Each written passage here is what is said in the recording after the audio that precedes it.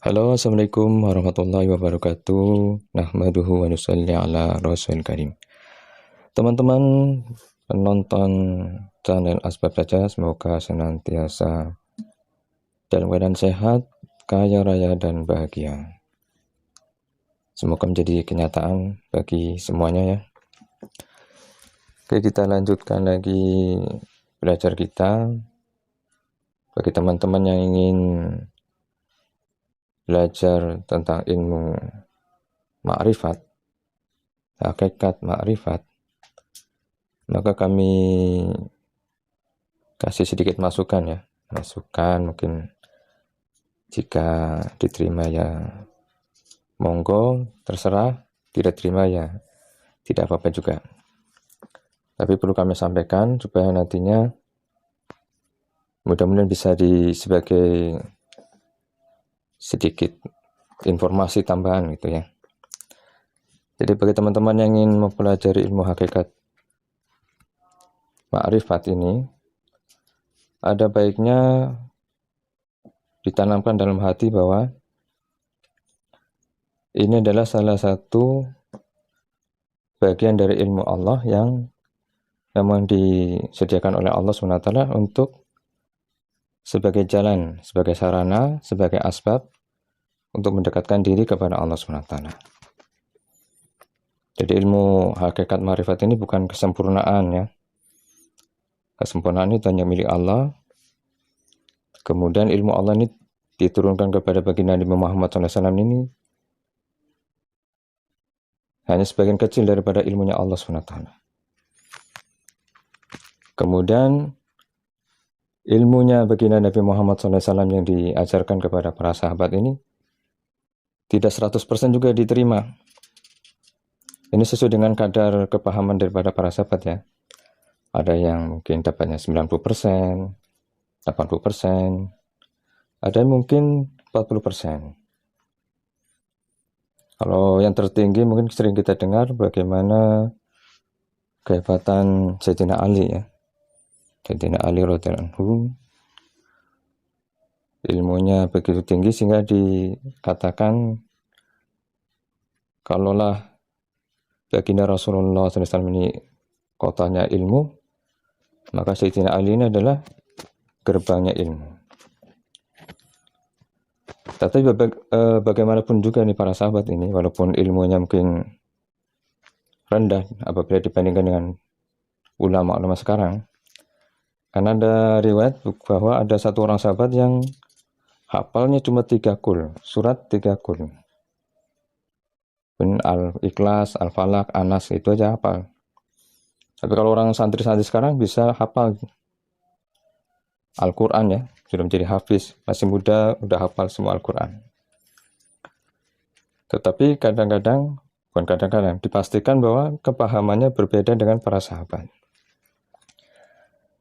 Jadi maksudnya adalah ilmu-ilmu yang diterima oleh orang-orang setelah sahabat itu sudah dipastikan bahwa ilmunya ini atau kepahamannya ini berkurang.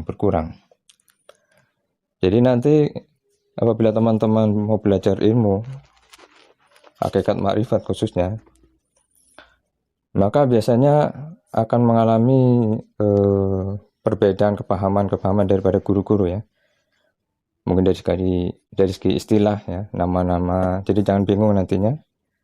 Dan sebetulnya hakikatnya nanti sama. Tetapi apabila teman-teman tidak fanatik dengan satu guru, nanti biasanya akan ada penambahan. Maksudnya saling melengkapi ya.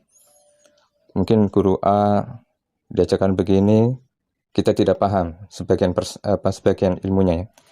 Kemudian kita nanti akan belajar lagi ke guru B. Nah, di situ baru kita paham tentang bab yang tidak kita pahami ketika kita belajar di guru A. Nanti demikian juga. Jadi semakin kita belajar, nanti semakin banyak kepahaman. Apalagi nanti dipraktekkan ya. Dipraktekkan dengan ada metodenya, yaitu zikirnya. Mungkin nanti insya Allah kita bahas lagi tentang praktek zikirnya yang saya pahami ya. Kemudian nanti kalau berjalannya waktu, nanti Allah SWT akan memberi pelajaran tentang hakikat ma'rifat ini dengan melalui mungkin dari situasi kondisi keadaan alam, mungkin dari tingkah laku binatang, atau pergerakan dari tumbuh-tumbuhan.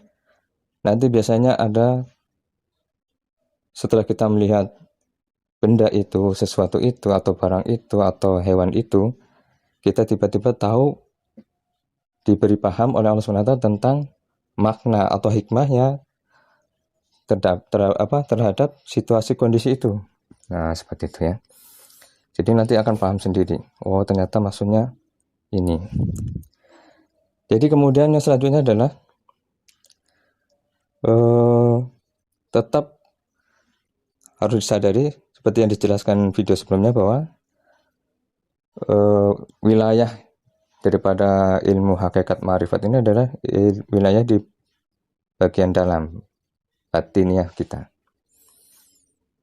Jadi jangan sampai kita setelah belajar hakikat ma'rifat ini kemudian kita lupakan amalan-amalan ibadah zohiriyah.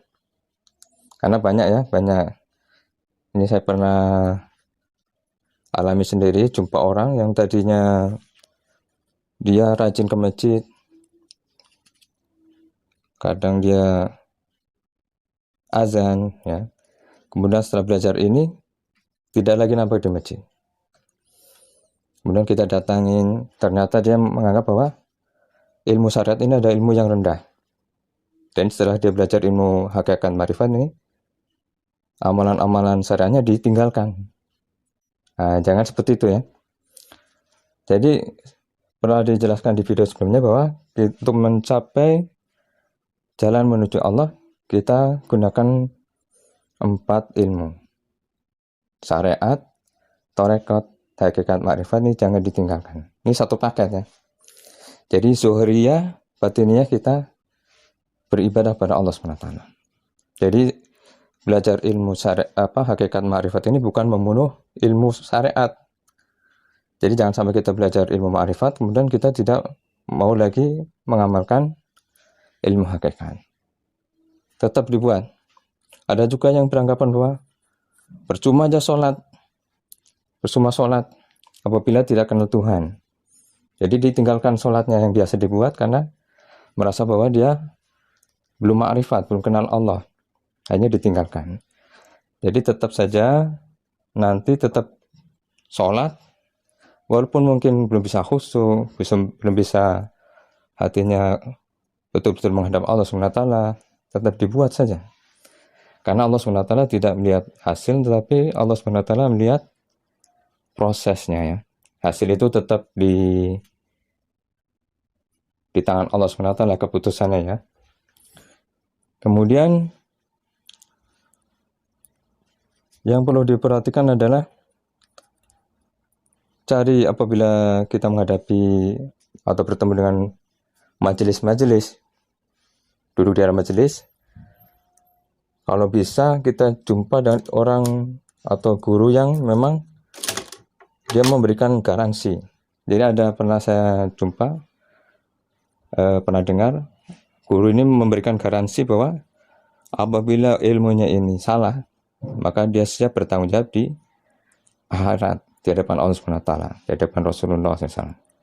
Jadi guru ini bergaransi bahwa yang diajarkan ini adalah memang betul, dia akan bergaransi akan bertanggung jawab sampai ke akhirat. Nah, apabila jumpa guru yang seperti ini, nah ini guru yang paling bagus ini. Jadi tidak hanya ngomong aja ya, tetapi memang dia praktekkan, kemudian dia bisa menggaransi bahwa yang diajarkan ini adalah sesuatu yang bisa dipertanggungjawabkan di hadapan Allah SWT. Tapi teman-teman yang mendengarkan atau melihat video ini, makanya jangan 100% percaya sama saya, karena saya ini bukan guru ya, saya hanya sharing-sharing ilmu saja ya, yang pernah saya dapatkan, mungkin bisa digunakan untuk teman-teman semua ya. Untuk sementara itu dulu ya yang perlu diperhatikan, masih banyak sebetulnya. Biar tidak terpanjang, kita tutup dulu dengan Sampai di sini, semoga tetap sehat, kaya, dan bahagia. Assalamualaikum warahmatullahi wabarakatuh.